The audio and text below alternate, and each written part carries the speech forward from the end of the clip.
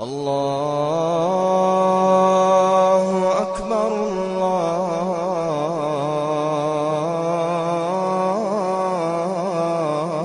الله أكبر أشهد أن لا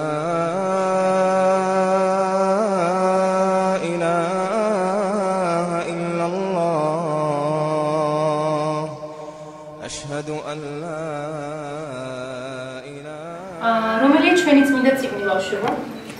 როდესაც ვსწავლობ, თავაჯანოთ. ყურან. ნახებია. რომელია ჩვენი ტიგლე? იმართულება, როდის იმართულება? შენ? ხმამაღლა? ქარ. როდის და სად გააკეთა ჰიჯრეთი, ანუ გადასახლება ალლაჰის შუამავალმა? მდინარში. ანუ რომელ წელს? 22 წელს მდინარში. საიდან სად გააკეთა გადასახლება? მეკედან მდინარში. გააკეთა ჰიჯრეთი, ანუ გადასახლება. რამდენი წლის განმავლობაში იყო შუამავალი ჩვენი მუჰამედი, რომელ წელს და სად გარდაიცვალა? 23 წლის განმავლობაში იყო შუამავალი. ის მედინაში გარდაიცვალა. 632 წლის. წელს. 632 წელს. აბა, რა არის აიათი მინიცის? შენ დიანა ყურაში ყოველი წმინდება აიათი. ვინ იყო ჩვენი ბოლო შუამავალი? ჯანო მუჰამედ პეიღამბერი. სალლალლაჰუ ალაიჰი ვასალამ.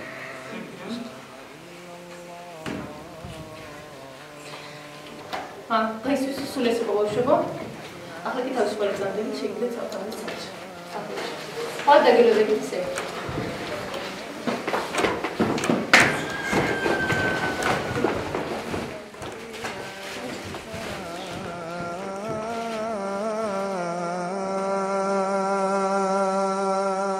როცა ჩაურღმავდი, ზოგიერთ ქალბატონს ეს მიაჩნია ტვირთად. ანუ ეს არის ნაჭერი, რომელიც არ არის საჭირო და არის ტვირთი, მაგრამ ეს არ არის ესე. როცა დავიფარე, ეს გახდა ჩემი ცხოვრების ნაწილი, ჩემი თავისუფლება, ჩემი სიყვარული. დღეს ამის გარეშე მე ჩემი ცხოვრება ვერ წარმომიდგენია. აი ჩემი განუყოფელი ნაწილია, მიყვარს და ყველას ვურჩევ რომ ეს გააკეთოს. ყველა მუსლიმან ქალს მოუწოდებ, კარგად ისწავლოს რჯული ისლამი, თუ რას მოგვიწოდებს ჩვენი გამრჩენი, რა უნდა ჩვენთვის. და აი მაშინ დარწმუნდებით რომ ეს არ არის უბრალოდ ერთი ნაჭერი, რომელსაც ატარებს ქალი. კი, დღევანდელს ჩვენ ცხოვრებაში ძალიან ხშირად საზოგადოებაში აი რეაქცია ყოფილა ძალიან ხშირ შემთხვევაში ძალიან ცუდი. მომისმენია ასევე რამოდენიმე ადამიანისაგან რომ აი შენ ქართველი ხარ? დიახ, მე ვარ ქართველი. ალჰამდულილlah მუსლიმანი ვართ. რელიგია, ჩემი სარწმუნოება რელიგია ისლამია. აი შეიძლება მომართეთ არ გრცხვენია? აი გამჩენე კითხვა რატომ უნდა შემრცხვა ის? კი, მაგრამ შენ ქართველი ხარ, შენი წინაპარი იცი რა რელიგიას ატარებდა? კი, ვიცი, იყო ქრისტიანი. აი მან იპოვა ჭეშმარიტება ქრისტიანობაში, მაგრამ მე გავედი, ვისწავლე, დავინახე ჭეშმარიტება ვპოვე ისლამში. თუ გადავხედავთ ჩვენ ისტორიას, ჩვენი წარსულის ხალხი, ჩვენი წინაპრები ასევე იყვნენ თაყვანისმცემლები, სანამ შემოვიდოდა ქრისტიანობა. ვიცით, ფარნავაზ მეფე გვახსოვს, კერპები, არმაზის კერპი და ასე შემდეგ. ამიტომ ხშირ შემთხვევაში მე ამას გაუნათლებლობას ვაპრალი. გაუნათლებლობის ბრალია. ანუ კარგი, ხშირ შემთხვევაში მომისმენია ის იყავის მუსლიმი, მაგრამ არ ატარო ჩადრი. რა საჭიროებას წარმოადგენს რომ ატარო ეს ფარჩა? ეს ნაჭერი. მათი აზრით ეს რატო? ანუ ეს არის რაღაცნაირად აი გვაიგივებენ თურქებთან, ან როცა შედიხარ საავადმყოფოში გეკითხებიან თურქზე ხარ დაქორწინებული? ამიტომ ატარებ ამას? ან რომელიმე სხვა მუსლიმანი წარმოადგენელი ქვეყნის წარმოადგენლის ადამიანზე ხარ დაქორწინებული? ეს ძალიან გულის ან თურქი ხარ, ან თათარი ხარ, ან არაბი ხარ, არ ვიცი. მე ვარ ქართველი მუსლიმი, ვატარებ ჩადრს, არც თურქზე ვარ დაქორწინებული, არც არაბი ვიცი, არც არავის უბრალოდ მე ვარ ქართული მუსლიმანი და გთხოვთ ადამიანებო, ნუ გააიგივებთ ამას, რომელიმე ეროვნებასთან. ეს არის სარწმუნოების ნაწილი, რომელსაც ბრძანებს ჩვენი ალლაჰი. ეს გვიცავს ძალიან ბევრი რამისგან. ეს არ არის შეზღუდვა. ეს არ არის ოჯახისგან დაძალება. ეს არის ჩვენი არჩევანი. ჩვენი თავისუფლების არჩევანი. მე ვატარებ ამას და ვარ თავისუფალი, მორწმუნე ადამიანი, რომელიც ძალიან მიყვარს ეს. ნუ მიაყენებთ ნურავის შეურაცხყოფას. მანამ სანამ არ გაიგებთ ჭეშმარიტებას. ჭეშმარიტების შესახებ თუ რატომ ატარებენ ამას? რამდენი წლიდან ატარებ? სამწუხაროდ ძალიან გვიან დავიწყე ამის ტარება, ანუ 1 წელია, რაც ამას ვატარებ. დავაგვიანე, ვფიქრობ რომ დავაგვიანე, მაგრამ კარგია რომ ბოლოს მაინც ვიპოვე ჭეშმარიტება ვატარებ და ვარ ბედნიერი. მერც მადლობა ყველანაირად. არ ვიცი ყავს თუ არა მეგობრები, ალბათ ყავს მუსლიმანი მეგობრებიც, ქრისტიანებიც. თუ აი როგორი იყო მათი მიმღებლობა შენი დახურვის მიმართ, თუ ქონიათ ამაზე საუბრები, თუ განგიხილავთ შენთვის რა შეიცვალა, მის მერე მათთვის რა შეიცვალა თუ არა, ან თუ არა ეს ბარიერი თქვენ შორის თუ პირიქით, ანუ ამას აღარ ანუ ჩემი მეგობრებისგან, მუსლიმ მეგობრებისგან არანაირი რომ მილოცავდნენ, როცა ვიხურავდი და მეუბნებოდნენ, უფრო სწორი გზით წავსულიყავი, უფრო ბედნიერების მომტანი ყოფილიყო ეს. ასევე მყავთ ქრისტიანი მეგობრებიც, რომელიც მართლა დიდი მადლობა მინდა გადაუხადო მათ, იმიტომ რომ ყოველთვის პატივისცემით მომიხსენიებდნენ და არანაირი დაბრკოლება არ შეუქმნია ამას. მეუბნებოდნენ, რომ ეს არის შენი სარწმუნოება, შენი არჩევანი, შენ უფრო მეტად ისი სწორი და მართალი გზა, ამიტომ ეს შენი არჩევანია და ჩვენი მეგობრობა, ამით არასოდეს არ დაინგრევა, ჩვენ ამას არ ვაქცევთ ყურადღებას და მე მწამს რომ ისინი მართლაც მორწმუნე ქრისტიანები იყვნენ, არიან, რადგან იმათმა აი პატივისცემით მოიხსენიეს. და არანაირი შეურაცხყოფა, არანაირი სუდი რეაქცია, არანაირი გაცივებული რეაქცია არ მიმეია იმ ადამიანებისგან. ისთვისაც მართლა კიდევ ერთხელ მადლობა მინდა გადავხადო. أشهد أن محمدا رسول الله حي على الصلاة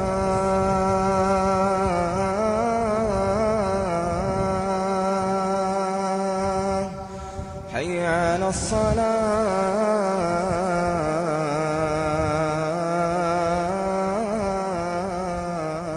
11 კლასში როცა მარხულობდით, ჩვენ გვაიძულებდნენ, რომ წყალს მოგვიტანდნენ და გვეტყოდნენ, მარხვა უნდა დაგვერღვია და წყალი უნდა დაგვილია. ასეთი ისიც იყო. ჰიჯაბის მოხსნასთან დაკავშირებით. ნუ თავსაფარიც არ შეიძლებოდა, ნუ არ უნდა ხურებოდათ, მაგრამ ვინც ჭეშმარიტად მორწმუნე იყო ქალბატონი, იმას ვერ მოხდიდნენ თავსაფარს. მე ჩემი სურვილით დავიფარე რა ვიცი და ნაჩვენი. ხანდაზმულებს ეფარათ. როგორც ასეთი, სადმე რომ მისულიყვნენ პასპორტის გადაღება იყო თუ და ასე შემდეგ რაღაცა საბუთისთვის რაღაცა თავდაფარებული ვერ მივიდოდა იქ. პასპორტის სურათს თავსაფრიანი ვერ გადაიღებდა, რაც არ არის სწორი. მე თუ თავსაფარს ვატარებ, ეს არ უნდა იყოს, ჩემი ხედვით ეს სწორი არ იყო. თუ თავსაფარს მე ვატარებ, ის საბუთშიც უნდა იყოს და ასე შემდეგ და ეს სირცხვილად მიჩნეული არ უნდა იყოს. თუ ვარ მუსლიმანი, მე იმ ჩარჩოებში უნდა ვიჯდე, რასაც ყურანი ქერიმი გვიბრძანებს ჩვენ და გვასწავლის. და დღეს როგორ არის? დღეს ღმერთს მადლობა, მე სიამაყით ვიტყვი რომ დღეს შემიძლია არის შემთხვევა რომ მე გაუცინიათ იყო შემთხვევა რომ გაუცინიათ და მუსლიმი ქალბატონი მიდის ქუჩაში და იმას ხონაირი თვალით უყურებენ რომ ესენი გაუნათლებელი არიანო ჩვენ განათლებას და კულტურას თავსაფარი ვერ შეგვაცვლებინებს ჩვენ ვართ ჭეშმარიტი ქართველები ჩვენ სამქვეყნის შვილები ვართ ჩვენ რელიგიით განსხვავდებით სხვა აღმსარებლობის ადამიანებისგან ქვეყნის სიყვარულში ქვეყნის დაცვაში ჩვენ სხვა ქვეყნის ადამიანები ვერ შეგვეჯიბრებიან, ვერ გაგვეჯიბრებიან, ჩვენ ამ ქვეყნის შვილები ვართ. რა არის დანაშაული რომ ვარ მუსლიმანი? მყავს ბავშვები თურქულ მეგობრობის ლიცეუმში ვასწავლიდით ძალიან ბევრ მუსლიმანი ადამიანებთან ურთიერთობდით 4 წელი გავიდა ფაქტიურად იყვენ მუსლიმანი მშობლები და ვერ ამბობდათ რომ მუსლიმანები იყვენ მხედავდე მაგრამ ერთხელაც წავედით პიკნიკზე ერთად და კიბეებზე ცალკე ჩამორჩა და მეუბნება იცი მეც მუსლიმანი ვარ და მე ვთხარი რატო არ ამხელ 5 წელია რომ და 4 წელია რომ ერთად და მეგობრობთ დავდივართ მივდივართ და შვილები ერთად თქვა რატომღაც ვერ ვთქვი აი გამბედაობა არ მეყო და ეს ასეთები არიან ძალიან ბევრი ეს ერთადერთი ადამიანი ახლა ამ წუთას გამახსენდა და ვთქვი მაგრამ ძალიან ბევრი ადამიანს დღემდე უკვე ახარ მე არ ვიცი ახლა დღეს ვინმე მუსლიმანია და ამას მალავდეს უკვე ვეღარ წარმომიდგენია დღეს ისეთი დრო მოვიდა რაღაცა უფრო ღია თაობა წამოვიდა უფრო აღიარებს და ჩვენ ჩვენ დროს ახლა რომ გოგოები არიან ახალგაზრდა თაობა იმდენსაც კი უტყდებოდა რა ვერ ამხელდა იმიტომ რომ ძალიან ცუდი თავს ესხმოდნენ ფაქტიურად შეურაცხყოფას აყენებდნენ და ამის თქმას ერჩივნა რომ არაფერი არ ეთქვა მე რამდენჯერ მithქმია რომ შეურაცხყოფა მოუყენებიათ ჩემთვის მithქვია რომ ჩემი სარწმუნება რომ არ მიკრძალავდეს უფროსებთან როგორ მოვიქცე მე ვიცი როგორ მოვექცეოდი ეხლა აი ფიზიკურადაც ნამდვილად შევეხები ისე მოდიან გესლიანი ენებით და აი არ ვიცი იყო შემთხვევა რომ ადამიანმა მოვიდა და თავსაფარიც მომხადა და გაიქნია ასეთ შემთხვევაც მქონია ჩემოკარგი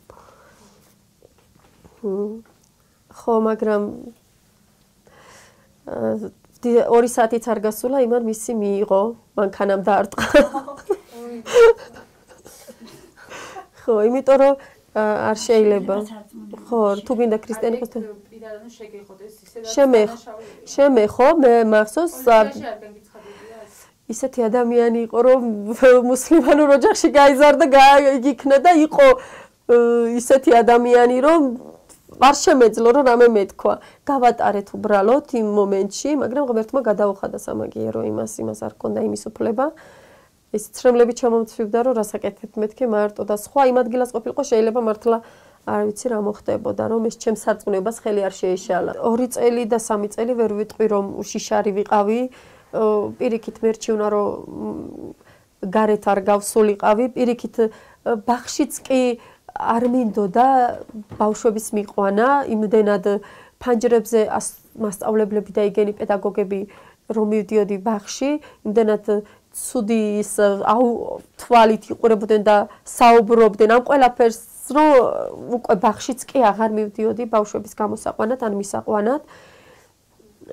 და ვცდილობდი რომ რამენაირად თავი ამერიდები ან მამამის გამოიყვანა ან ბიძამის გამოიყვანა და რაღაცა მაგრამ მე რო დავიწყე ცხოვრება გადის დრო იმიტომ რომ ის არაკითხავს ბავშვს სკოლაში იმან არ მივიდა არ ჩანს მუსლიმანი მე თავზე დაფარებული მე უცებ რო გავედი მე თქვი ასე არ შეიძლება რატო მუსლიმანი იმას თუ შეუძლია მაგალითად გამოვიდეს გარეთ მე რატო არ შემიძლია ხო აი ერთი ნაჭრის გამო ხო და რატო უნდა გამრიყონ ჩემ კლასელებს და სხვა დანარჩენ მეგობრებს უთხარი არა მე ისე კავარ არაფერი არ შეცვლილა ამ ნაჭრით მაფასებთ თუ ამ ნაჭრით თქვენ მაფასებთ всё ჩვენი მეგობრობა აქ მთავრდება თქვენ ნაჭერს აფასებთ მე კი არა იქ ძალიან ბევრ ადამიანს დაესვა წერტილი ძალიან ბევრი გაუშვი მაგრამ ეხლა უკვე უფრო მეტი მიბრუნდება ბევრი მეგობარი ვიდრე ისინი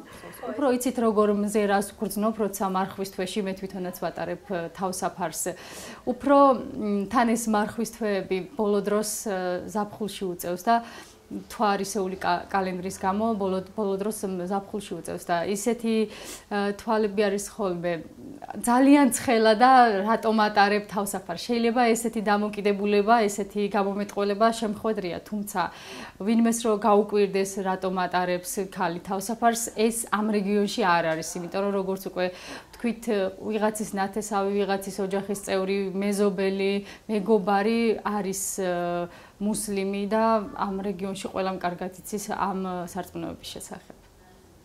ბაბუა ჩემი ჩვენ გვასწავლიდა მაშინ იყო ძალიან დაფარული სწავლა გამოსული ასე ახლა რომ აშკარაზეა და ახლა თურქეთიდან გადმოვიდა მაგალითად იმპერიის რამე ბაღნები რომ გავიდნენ უკვე აკრძალული აღარ არის ეს სწავლება და რამე მაგრამ ჩვენ თვითონ ბაბუებიდან კითხულობდით ბაბუები გვასწავლდნენ ამ რელიგიას მე ჩვენაც რომ გავიზარდეთ დაოჯახდით ჩვენ შვილებს ჩვენ თვითონ ვასწავლით რაფერს ბაბუამ ჩვენ გვასწავლა რელიგიას ეს სანამ ეს ახალი თაობა ახალმა თაობამ დაიწყო თურქეთში წასვლა მანამდე ჩემ შვილებს მე თვითონ ვასწავლიდი და რა იყო თქვენთვის რა იყო იმის მიზეზი რომ ეს დაფარული იყო ანუ სახელმწიფოსგან არ იყო აღიარებული და ითხოვდა მუსლიმი საზოგადოება რომ არსებული იყო რაღაც სასწავლებლები სადაც მიიღებდით ამ განათლებას თუ არც გქონდათ ამის იმედი რომ შეძლებდით თავიდან არ იყო ამის იმედი მაგრამ მე მეჩეთები გაიხსნა რა ვიცი და ბაღნებმა უფრო გამოვიდნენ სასწავლებლებში ძალიან ბევრი შეიცვალა ძალიან თავსაფურავებს და საერთოდ რელიგიაში იმედიც არ იფარეს ბევრი თავსაფარს მაგრამ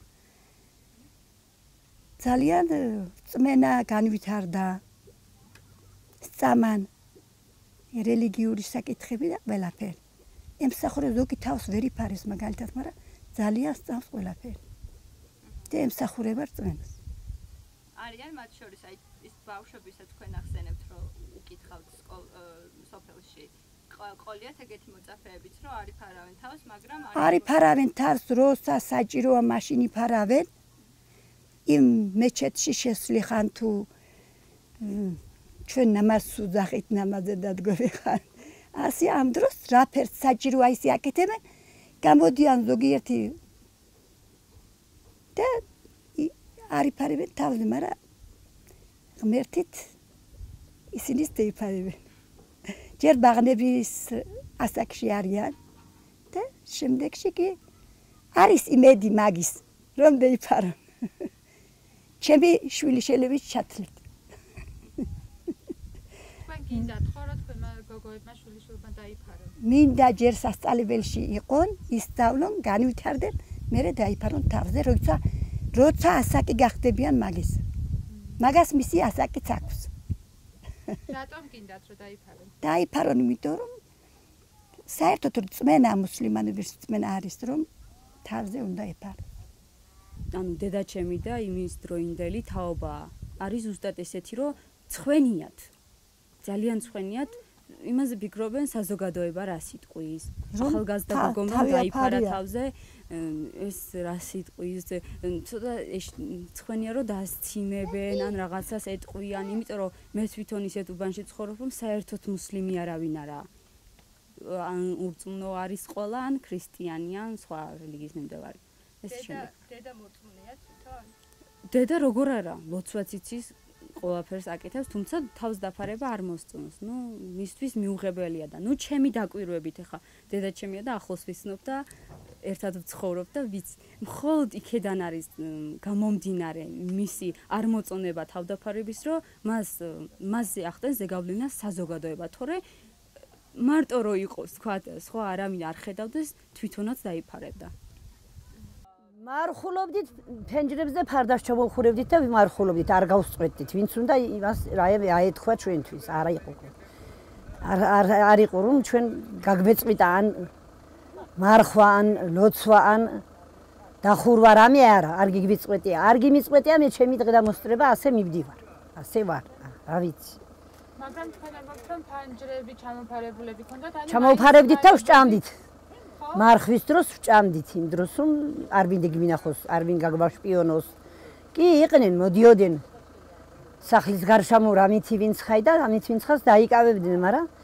ჩვენთან მაგრე იყო დამალული ვჭამდით დამალული ვმარხულობდით ხო და ვის ემალებოდით ანუ რა იყო მაშინ საფრთხე რა ვიცი რა იყო თავრობიდან არ იყო ამ ფერი რომ არ ჭამოთ არ იყოთ არ ქნათ და ასე ვიყავ უარი თქვით რელიგიაზე რა ხო უარი თქვით რელიგიაზეო ჩვენ უარი არ გვიქნია ვართ ასე მუდამ რა ვიცი არა და იმ პერიოდში როდესაც გიკრძალავდნენ, გარეთ ვერ გადიოდით, ხო? ანუ გარეთ ჩვენ გავდიოდით, დღისით გავდიოდით, ღამეშინა ვარხულობ, ღამეშინა უჭამოთ გამთენიოს და გამთენიოს უჩუმარად ავდგებოდით, ისე უჭამდით. რა ვიცი. ასე ვიყავ. როცა აკრძალული იყო, მაშინ თავსაბურავებით გარეთ ვერ გადიოდით? კი გავდიოდით, სულ არ მომიშპია, მე ჩემი ეს თავი დევხურე, ვინმე ვერ მომაშპობდა. სკოლაში დავდიოდი, მაგრამ გაკვეთილის პერიოდში მქონდა თავზე დახურული მოხდილი მასწავლებელთან. გარეთ გამოვდოდი მეხურა იმ წუთას. ხულოში მეხურა. მეში შევდოდით, მოგვაძრობდნენ ახლა თლათ სკოლა რომ არის და მასწავლებელი გეუბნება, თლათ ვერ ემასიძამ. მევძრობდით, შით, გარეთ არ. ანუ გაკვეთილების დროს. გაკვეთილების დროსაც მევხდიდი, შევდებდი მერხშით, გამოვდოდი დევხურებდი იმ წუთას. მე ასე ვიყავ, ასე დავბერდი, 70 წლის ასე გავხდი, დანარჩენი არ ვიცი. და კომუნისტების დროს მაგ პერიოდში მუშაობდით ალბათ, ხო? კი. მაშინ როგორ იყავით? ფერმაში ვმუშაობდი, თუთუნს ვასხემდი, თუთუნში ვმუშაობდით. სახანოვლობა იყო მაშინ თრატყანები და თუთუნები ჩვენი იყო, მუშაობდი. ყველაფერს ვსახმობდი რა, ერთი ინფერი გაცვეთილი ვიყავ, სულიც არ მედგა, გოდორ ვიკიდევდი, ვზიდევდი. ასე ვიყავ, რა ვიცი. მერე ანუ გეხურათ მაშინ? კი, მეხურა. თავი არ მოგვიძრია ჩვენ, მე არასოდეს თავი არ მომიძრია, 5 წლის მერი. 5 წლამდე რა ვიცი, ჩემ დედასაფერ ვყავდი, ეგ ვიცი. ანუ სამუშაოზე არ ქონიათ, აი როგორც სკოლაში მაგალითად გიწევთ. სკოლაში პრობლემა ეს იყო, გაკვეთილზე ადივხურებდით. მასწავლებელი ზოვლე მე ყავდა, ერთი მასწავლებელი. მათემატიკის მასწავლებელი იყო გივია, გივი ერქვა და რა გვარი იყო ისიც ამავეწყნა არ ვიცი. ის იყო ძალიან სტროგი, თო მეორე მასწავლებლები აფერ არ გვეტყოდნენ. კიდევ ცოცხალია ის ბახარაძიშია. არ დამახურებდა თავზე. გაკვეთილის დროზე და მე გარეთ ვიხურებდი. ყველაფერი შეიცვალა ახლანდელი ახალგაზრდებს რა უნდანან. რაც უნდანან იმასიც მე როგორც უნდანან ისე ატარებენ თავის თავს. ელაპარაკე და იყო, მაინც მათ სასაკეთებენ, მაინც დროს მიდევარ. ჩვენ არ მივყოლივართ, ვართ ასე. თუმცა არიან ახალგაზრდები. ალაჰის წინაშე, ჰა? თუმცა არიან ახალგაზრდების ახალი თავებაც, აგერ თქვენი შვილიშვილების, რომლებიც ატარებენ. კი, ატარებენ, ჩემი შვილიშვილი არიან ესენი, ჩემი შვილია, სულ ყველა ახურიან, არიან, ატარებენ ყველა. ვფიქრობ, მთელი ცხოვრების მანძილზე ჩემი სიამაყე იქნება თუ ვიქნები ჰიჯაბით და სულს ჰიჯაბთან ერთად გავლე. და რატომ მიგაჩნია ესე, როგორ ფიქრობ, ანუ მაინც რას ნიშნავს ეს? ბავშვობიდან მომწონდა, მაგრამ როცა გავიგე თავისი აზრი, ფასი, რომ ეს რამდენად ძვირფასია ქალისთვის, მუსლიმისთვის, სურვილი მაქვს ძალიან დიდი მქონდა და პატარა ასაკიდან, ან 14 წლის ასაკიდან დავიფარე. შენი სურვილით? რა თქმა უნდა, ჩემი სურვილით. და ოჯახში თუ იყვნენ თქვათ დედა, ბებია, რომლებიც იყვნენ შენთვის მაგალითი თუ წმინდად შენ თვითონ გადაწყვეტე?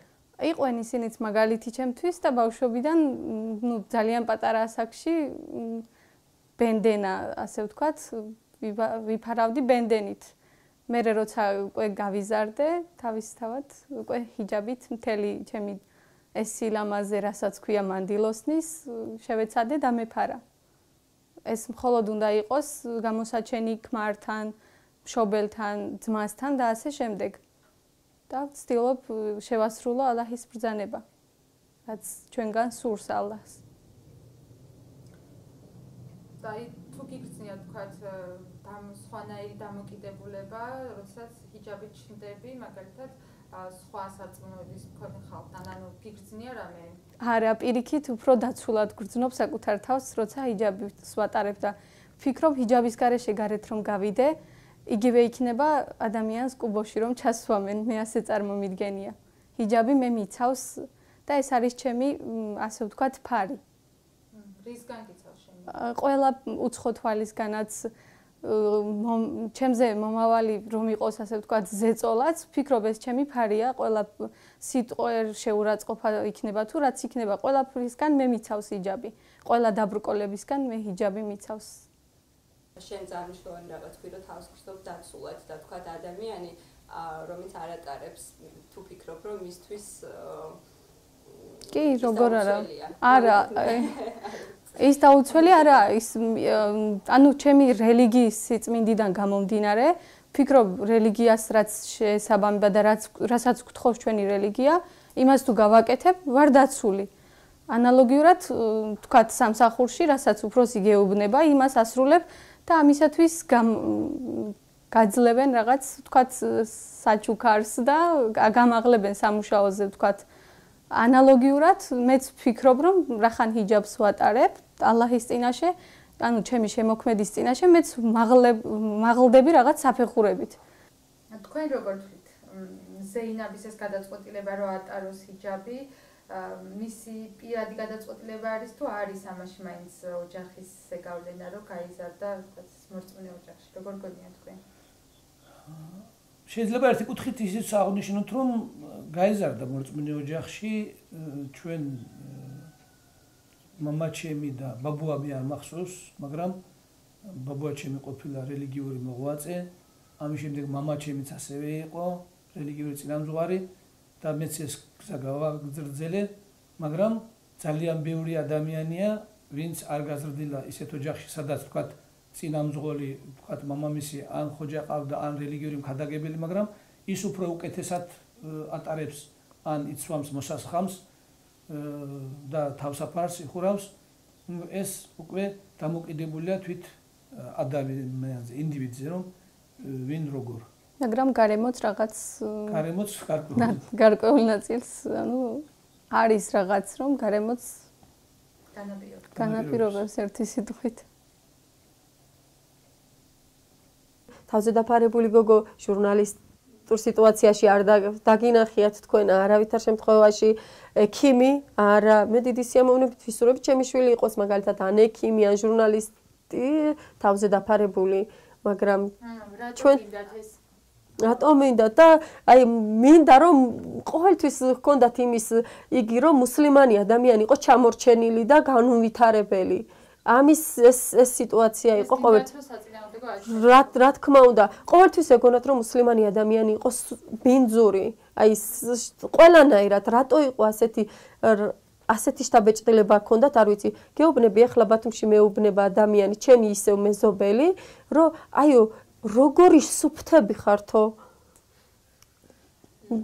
ესე იგი იმდენად ცუდი ეს მუსლიმანებიო აი როგორი სუფთები ხართო ყველანაირად რომ აი სამეზობლოშიცო ისე მოწესრიგებულობაშიცო რა აი ეს მინდა რომ საპირისპირო ვაჩვენოთ და მინდა რომ კარგი თანამდებობა გქონდეთ ჩემ შვილებს და ყველა მუსლიმანის შვილებს მე არ შემიძლია ანუ საჯარო სამსახურში ვიმუშაო თავდაფარებულმა და ეს თვითონ საჯარო სამსახურის ძალიან ბევრ მოხელისგან მომისმენია რომ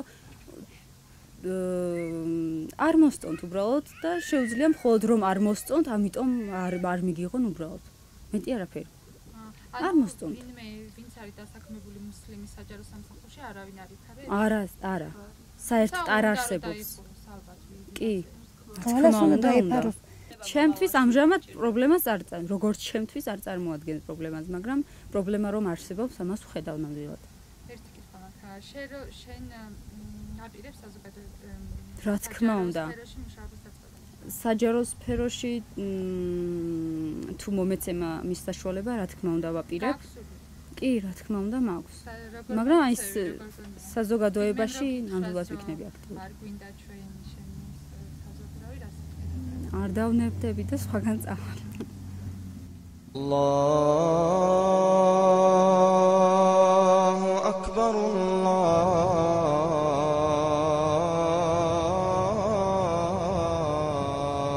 akbar Allahu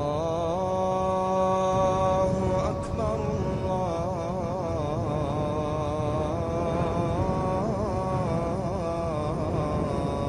akbar أشهد أن لا إله إلا الله ხშირად მამაკაცები როცა მოკვდება რა თქმა უნდა ვატარებდი მოგვითაკვირებას მეც როცა გავდიოდი საზოგადოებაში თუ როგორ იყო ეს მართლაც ხშირ შემთხვევაში მამაკაცი აქცევს ქალს ყურადღებას, ხშირ შემთხვევაში ქალი ხდება ყურადღების ცენტრში, უფრო მამაკაცების ჯგუფების მიერ და ხდება უფრო შებოჭილი.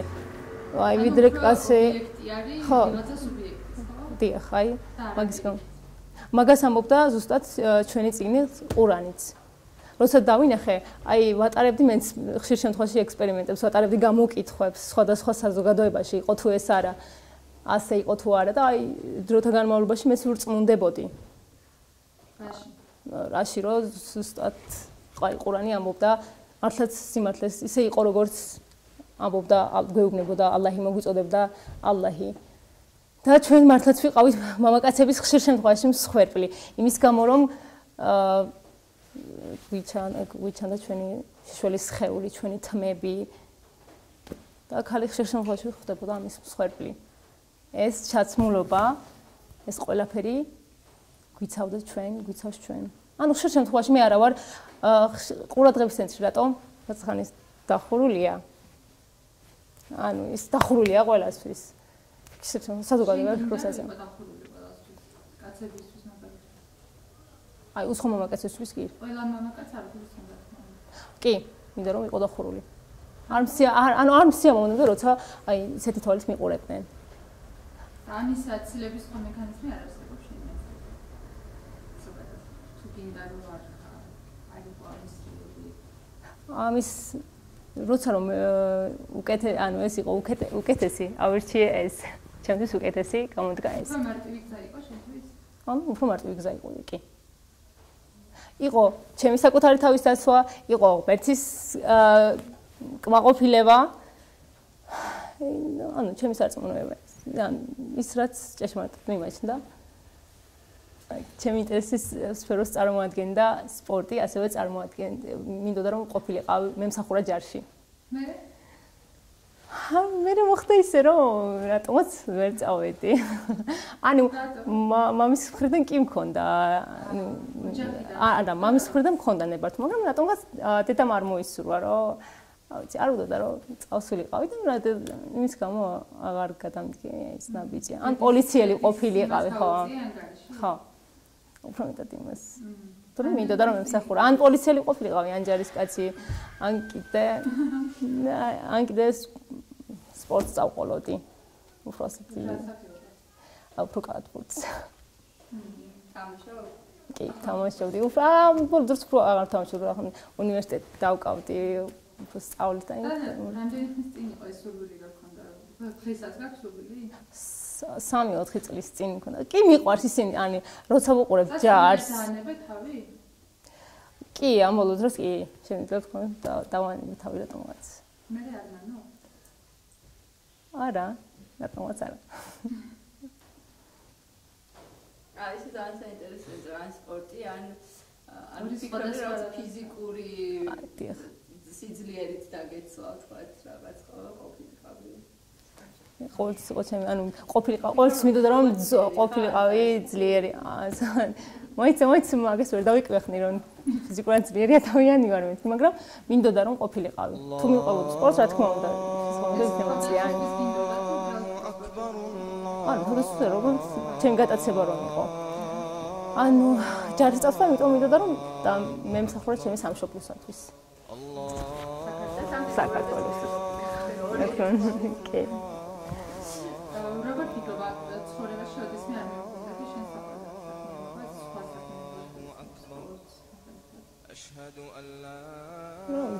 არ მიფიქრია, ძირითადად არ მიფიქრია, უფრო სხვადასხვა ადამიანებთან მინდოდა ურთიერთობა, უფრო საზოგადოებასთან ურთიერთობა. და ისინი უფრო არა, ძველი პროფესიებზე უფრო აღარ მიფიქრია, უფრო მომავლისაკენ მიყურები, წარსულში აღარ გადამიხედია.